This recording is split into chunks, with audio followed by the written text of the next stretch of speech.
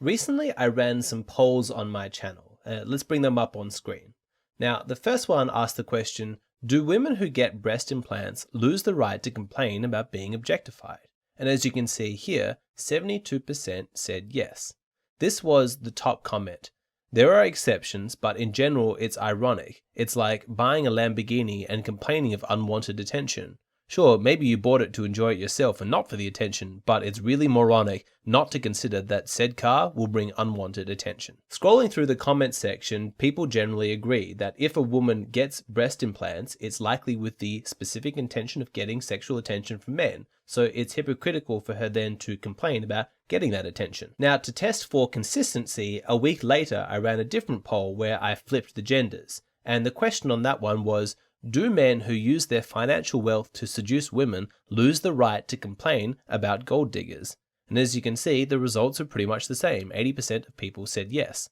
The top comment was this: you can hardly blame someone for expecting what was advertised. So as you can see, the two results are pretty consistent, 80% to 72%. That's not a huge margin of difference. It's probably interesting to think that in an audience of men, maybe you'd think that we'd be harsher on women, but actually it holds true that men tend to be harsher on themselves. And there's that 8% of my audience who are willing to give women a pass, whereas they would judge men for the equivalent action. But the real reason that I ran these polls was to segue into a topic that I've wanted to talk about for a long time, because it comes up again and again in my private consultations. And this is guys asking my opinion on whether or not they should put off dating until after they've accumulated a certain amount of wealth and success. So should you wait until you're wealthy before you start trying to date women? My answer is absolutely not. Definitely no. And there's a number of reasons for that. Firstly, from what I've seen through many consultations, is that guys have an exaggerated sense of the importance that money plays in a woman's hypergamy. I've heard people say things like,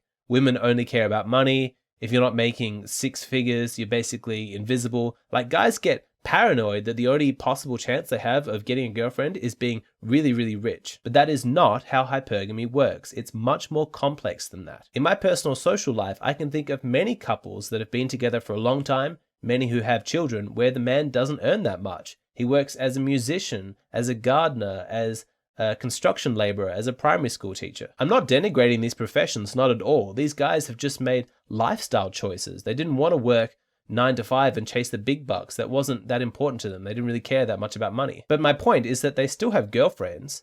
If hypergamy was only about money, then those relationships wouldn't exist. When we say that a woman likes to date up and that she's chasing high value, high quality guys, understand that it's not the measure of a man's bank account that determines how high quality he is. Think of all the odious men who are insufferably boring or just plain morally bankrupt, the kind of guys who you would never want to be friends with, who are millionaires. The fact that some man is wealthier than you are does not automatically mean that this guy is higher quality than you are. That would be a very superficial worldview, and only a really low quality woman would have that shallow a way of looking at things. The truth is that you can satisfy a woman's hypergamy in a number of different ways. You can be taller than her, you can be older than her, you can have more friends, you can be more creative, more intelligent, more athletic. Of course, it doesn't hurt if you're wealthier than her, but my point is that hypergamy doesn't just stop there. Hypergamy expresses itself in lots of different ways. In as many different areas as you can have a woman look up to you, the better, which is why as a man you should be looking to be accomplished in a number of different spheres so that you can satisfy a woman's hypergamy. Your competence, your accomplishments will give you a natural kind of authority, and women will find that very attractive. But this is why a lack of wealth is not a good excuse for putting off sorting out your dating life. Yes, undoubtedly, getting dates is going to be a lot easier if you're loaded, but you cannot blame your lack of dating success exclusively on you being broke. There must be other areas for you to work on. And I can tell you that I've done a number of private consultations with guys who are very wealthy and still have issues knowing how to get dates, how to conduct themselves in a relationship.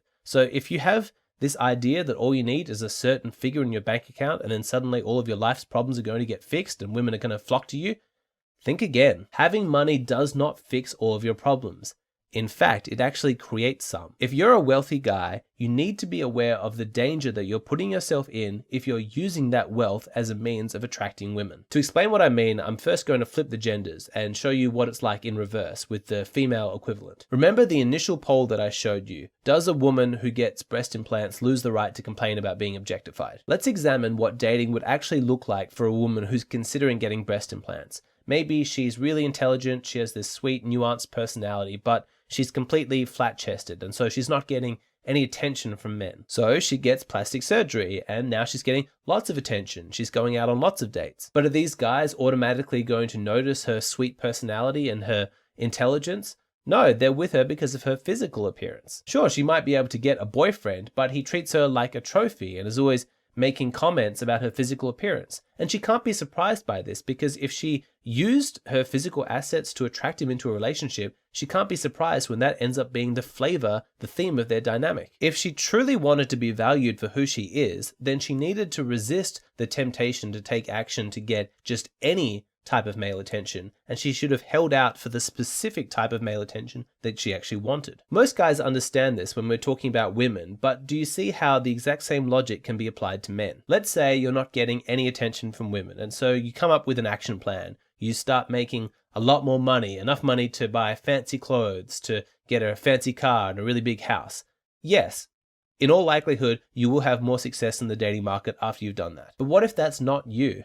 What if you made all of that money not for your own pleasure, but just to be more attractive to women? In truth, you actually dream of a simpler lifestyle, getting a little shack in a fishing village and raising children close to nature with a wife who loves and appreciates you and has the same value system. She likes the little things in life. But then what was the plan? Was it to make a whole bunch of money to entice a woman to fall in love with you? And then just when she gets accustomed to this wealthy, lavish lifestyle, you say to her, actually, I don't like this. This isn't me at all. Let's give up all of this and go and live minimally. Well, surprise, surprise, she doesn't want that. She refuses to join you on that journey. And in fact, if you reduce the amount of income that she's come to expect to finance her lifestyle, you're going to get in messy fights and arguments, abuse, toxicity, maybe even divorce. So let me reiterate, I'm not saying that having money is going to be bad for your dating life, but you need to think through the consequences. There are guys out there who simultaneously believe that in order to attract women, they need to have a certain amount of wealth,